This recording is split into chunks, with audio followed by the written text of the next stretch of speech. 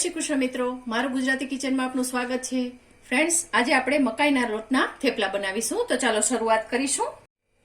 તો એના માટે હું અહીંયા 1.5 કપ જેટલું પાણી લઈશ। પાણીને આપણે ગરમ થવા માટે મૂકીશું। જુઓ, પાણી સરસ રીતે ઉકળવા માંડ્યું છે।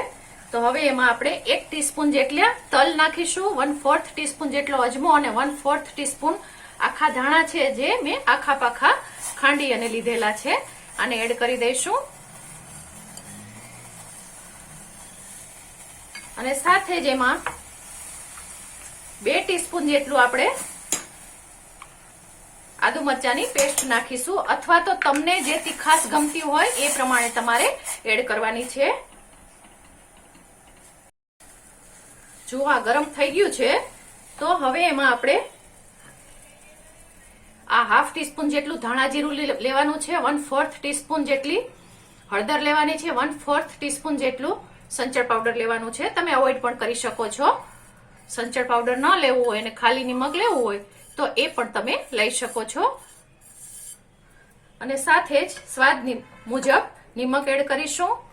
1/4 ટીસ્પૂન જેટલી ધાણા ભાજી લેવાની છે અને 1 કપ જેટલું મેથી સરસ રીતે ધોઈ અને કાપેલી છે એ લેવાની છે। અને આપણે એક વખત સારી રીતે મિક્સ કરી લઈશું।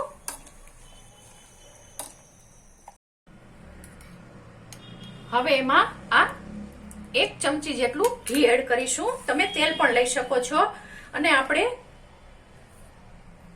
1/2 કપ પાણી લીધેલું છે, તો 1/2 કપ ભરી અને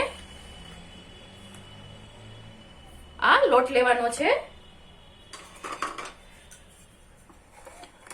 લોટને સારી રીતે આપણે મિક્સ કરી લેવાનો છે।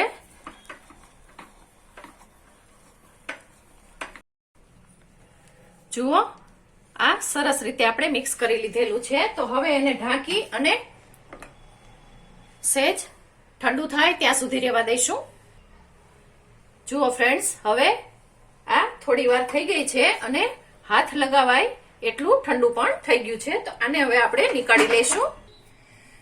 જુઓ, હવે એમાં આપણે આ 1/4 ટીસ્પૂન જેટલા ચીલી ફ્લેક્સ એડ કરીશું। ફ્રેન્ડ્સ, તમને ચીલી ફ્લેક્સ ન ગમે તો ખાલી લીલા મરચાની તીખાશ પણ તમે લઈ આવી શકો છો, પરંતુ ખાસ ધ્યાન રાખવાનું, લાલ મરચું પાવડર એડ કરવાનો નથી। 1/2 ટીસ્પૂન જેટલું આપણે ઘી એડ કરીશું। અહીંયા તમે તેલનો ઉપયોગ પણ કરી શકો છો। મારે ભગવાનના પ્રસાદ માટે બનાવવાનું હોય એટલે ઘીનો ઉપયોગ કરું છું। અને સારી રીતે આપણે મિક્સ કરી લઈશું। જુઓ ફ્રેન્ડ્સ, ખૂબ સરસ રીતે આપણે આ કણેકને તૈયાર કરી લીધેલી છે। અને ફ્રેન્ડ્સ, તમને ગમે તો તમે આમાં 1 ચમચી જેટલી ખાંડ પણ એડ કરી શકો છો, પરંતુ અમને મકાઈના લોટમાં નથી ગમતી એટલે હું નથી નાખતી। અને બસ તમને જે ગમે એ સાઈઝનું લુવું લઈ લેવાનું છે અને મકાઈના લોટમાં જ આપણે આવી રીતે અટામણ લેવાનું છે અને વણી લેવાનું છે।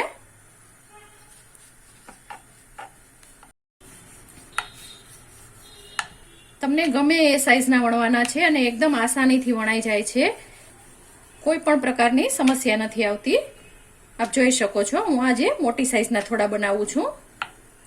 તો એકદમ સરસ એવું આપણું આ થેપલું વણાય અને તૈયાર છે। તો આપણે અહીંયા લોઢી પણ ગરમ કરવા માટે મૂકી દીધેલી છે, તો એમાં એડ કરી દઈશું અને મીડિયમ તાપે આપણે એને રહેવા દઈશું। એ દરમિયાન આપણે આ બીજું લૂવું લઈ લઈશું અને આને પણ આપણે વણી લઈશું। જુઓ, તમે જોઈ શકો છો, કોઈ વધારાના અટામણની પણ જરૂર નથી પડતી અને એકદમ આસાનીથી સારી રીતે વણાઈ જાય છે।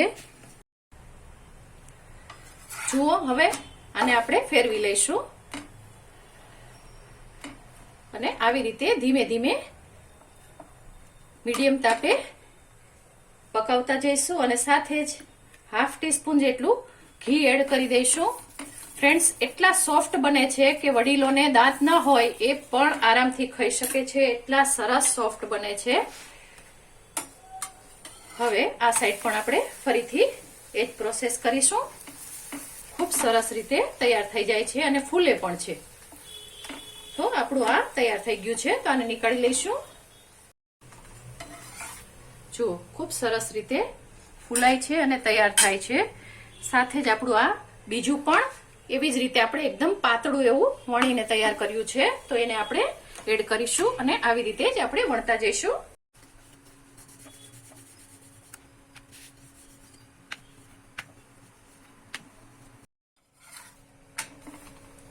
જો એક સાઈડ ખૂબ સારી રીતે પાકી ગયું છે. તો થોડું પાકી જાય પછી જ આપણે ઘી એડ કરીશું. તમને ગમે તો તમે બટરથી પણ શેકી શકો છો. ખૂબ સારો ટેસ્ટ આવે છે. મકાઈ છે એટલે બટરથી ખૂબ સારો ટેસ્ટ આવે છે. અને બસ 2 ટીપા જેટલું જ ઘી કે તેલ જશે, વધારે નહીં જાય.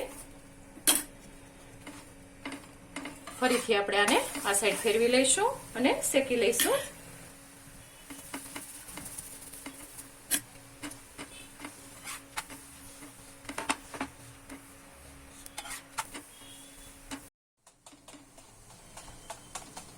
જુઓ, દરેક ખૂબ સારી રીતે ફૂલાય પણ છે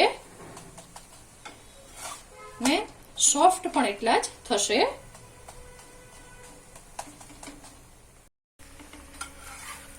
જુઓ, ખૂબ સરસ રીતે શેકાઈ ગયું છે.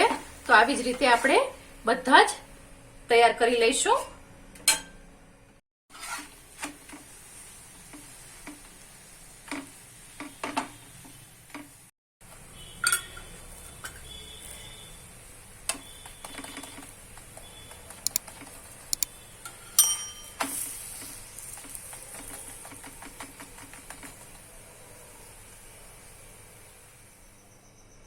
તો ફ્રેન્ડ્સ, તૈયાર છે આપણા આ સરસ મકાઈના થેપલાની રેસીપી અને ભગવાનના ભોગની થાળી તૈયાર થઈ ગઈ છે.